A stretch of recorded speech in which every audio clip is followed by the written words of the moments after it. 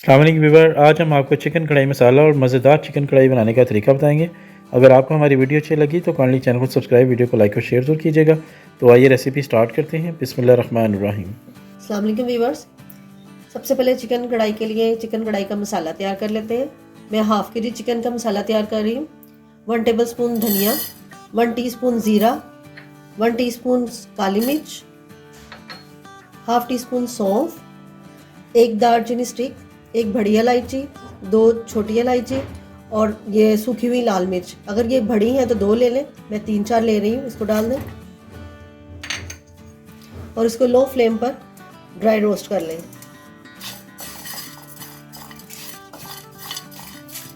अब ये dry roast हो गए, इसका फ्लेम ऑफ कर दें और अब इस चीज़ों को हम ग्राइंड कर लेते हैं।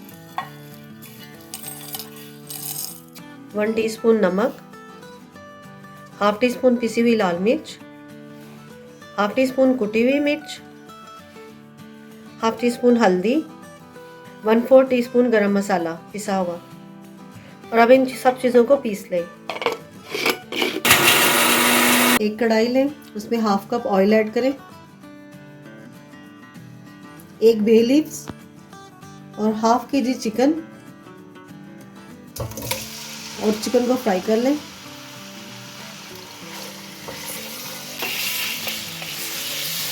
चिकन अपना हल्का सा कलर चेंज करें तो 1 टेबलस्पून लहसुन अदरक पेस्ट वो डाल दें और उसको लहसुन अदरक पेस्ट के साथ भून लें।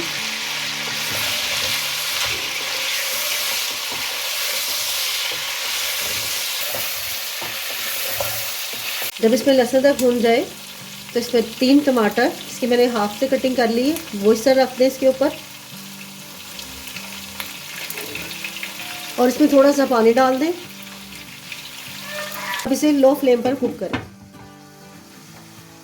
10 मिनट के बाद टमाटर के जो छिलके हैं उसको उतार दें।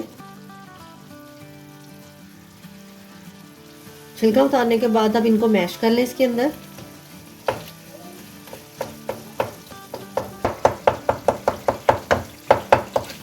जब टमाटर मैश हो जाए तो इसके अंदर जो हमने मसाला तैयार किया वो डाल दें,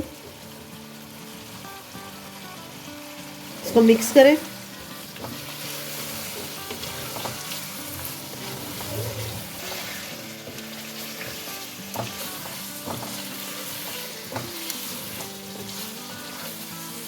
मिक्स हो जाए इसमें 4 टेबलस्पून योगर्ट और इसका फ्लेम लो कर दें और फिर इसको मिक्स करें।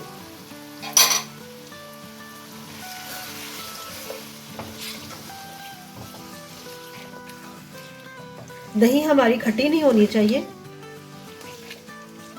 इसका फ्लेम थोड़ा सा हाई कर दें और इसको भून लें ताकि दही का पानी इसमें खुश्क हो जाए।